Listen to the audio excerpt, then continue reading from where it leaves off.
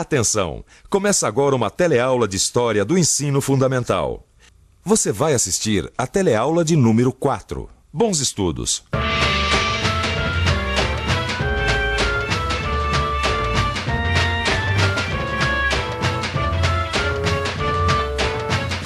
Hoje em dia, é comum dizer que a população da América é uma mistura de várias culturas: europeia, indígena e africana.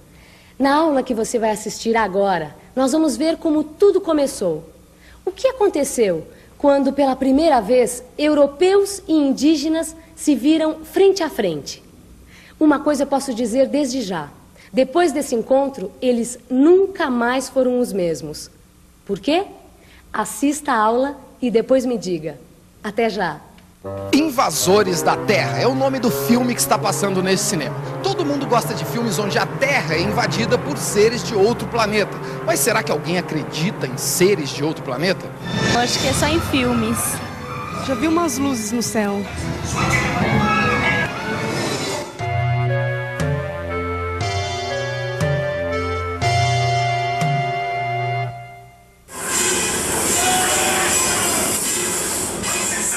Seres de outro planeta não existem. Eu sei, Gilma, o que eu tô falando é de imaginação. Imagina que você fosse um índio na época do descobrimento da América e de repente a sua praia fosse invadida por um navio de descobridores. Vicente, bobagem, Vicente. Ah, mas imagina.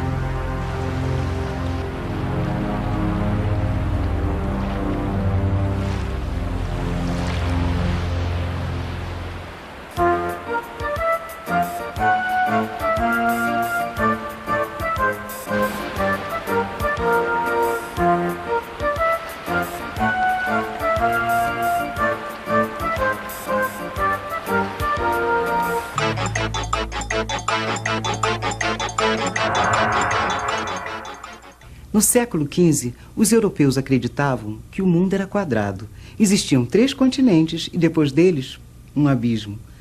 Nessa mesma época, este mapa da América ainda não existia.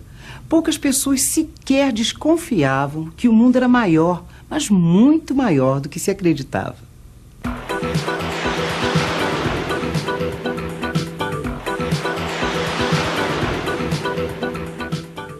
A Europa, no século XV, passava por um período efervescente. Depois de muitas guerras, os reis estavam cada vez mais poderosos. Os antigos castelos isolados davam então lugar às cidades.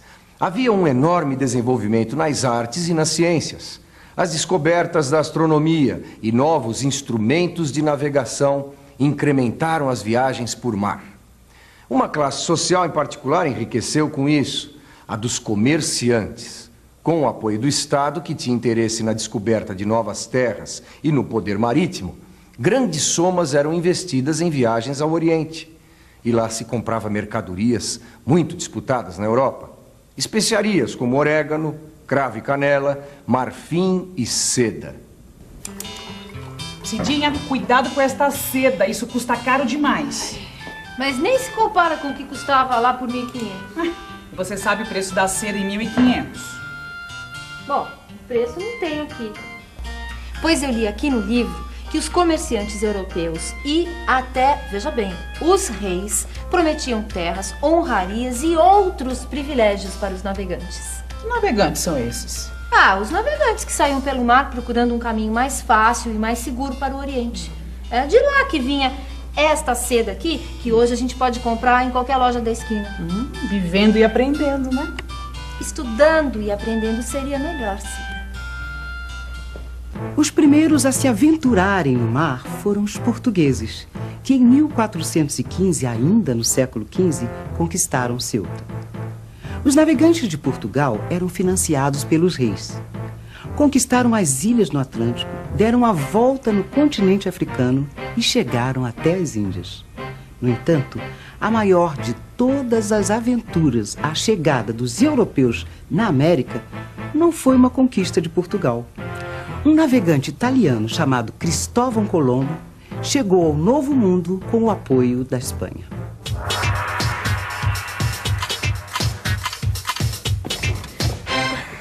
Muito prazer, meu nome é Mari Stella, eu trabalho de dia, estudo à noite e não tenho tempo a perder. Por isso, por favor, vá rápido. Claro. O senhor sabe alguma coisa sobre a descoberta da América? É que eu tenho prova sobre isso hoje. Eu sei o que aprendi na escola, né? Parece que no tempo dos descobrimentos, os reis da Espanha... Fernando e Isabel, também conhecidos como os reis católicos. Esses mesmos. Eles tinham interesse em apoiar a viagem de Colombo, né? Porque eles estavam interessados em descobrir um novo caminho para as Índias, viu? Tinham interesse, sim. Primeiro, por serem reis e quererem expandir as riquezas do seu reino. E segundo, por serem católicos e quererem divulgar sua fé. Claro. Muito bem. Assim você vai longe. Não mais longe do que Colombo. Ele tinha essa ideia de que se ele navegasse em linha reta, ele daria a volta ao mundo e chegaria às Índias. Mas ele não contava com uma coisa. Que entre a Europa e as Índias estava a América, certo? Certíssimo! E ele tinha tanta certeza que ele tinha chegado mesmo às Índias que ele chamou os habitantes da ilha de São Domingos de índios. Não, mas peraí.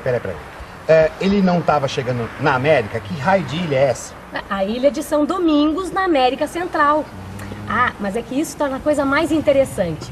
A América, ela foi toda descoberta aos poucos. Só depois de muito tempo que eles vieram saber o tamanho do continente. Mas isso já é uma outra história. Pode parar que nós já chegamos. Opa. Olha aqui, ó. Seu dinheiro, muito obrigada por me ajudar a estudar. Não, mas até logo. Mas foi um prazer, mas olha,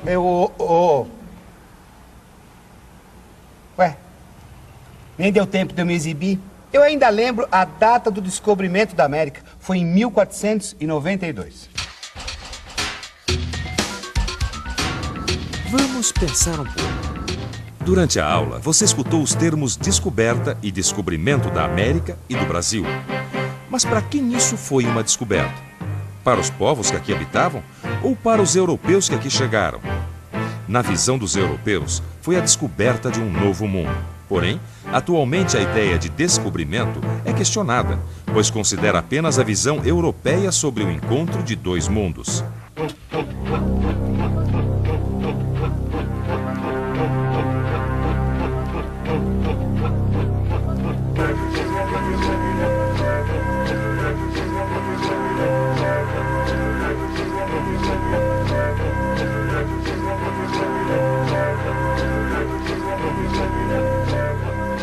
A chegada dos europeus à América no século XV foi um acontecimento tão importante para a humanidade quanto a chegada do homem na Lua no século XX.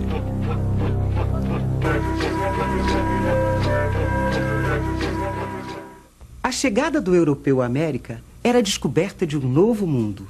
Isso mudou para sempre a história da humanidade nos dois continentes. Eram culturas diferentes que se encontravam. Seus corpos são protegidos. Só aparece o rosto. São brancos feito cal. Uns têm cabelo preto e outros têm cabelo amarelo. Andam nus.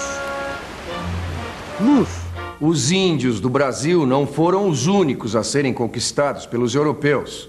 Na América do Norte viviam outras nações. Desde povos errantes que se deslocavam pelo continente, vivendo de caça, pesca e colheita de frutos e raízes, até impérios, como o dos astecas. Ainda dá para ver por essas pirâmides que restaram como a civilização asteca era avançada. Eles tinham calendário, construíam templos e palácios e eram governados por um imperador que recolhia impostos. Toda essa civilização foi destruída quando os espanhóis a invadiram em busca do ouro. Quando a eles Montezuma ofereceu bandeiras de ouro e plumas, o sorriso se abria em seu rosto. O que é certo é que tem muita sede de ouro, como porcos esfomeados o procuraram. A mesma coisa aconteceu no Peru, com o Império Inca. Os conquistadores espanhóis, aqui em Machu Picchu, como os colonos portugueses no Brasil, foram violentos com as populações nativas.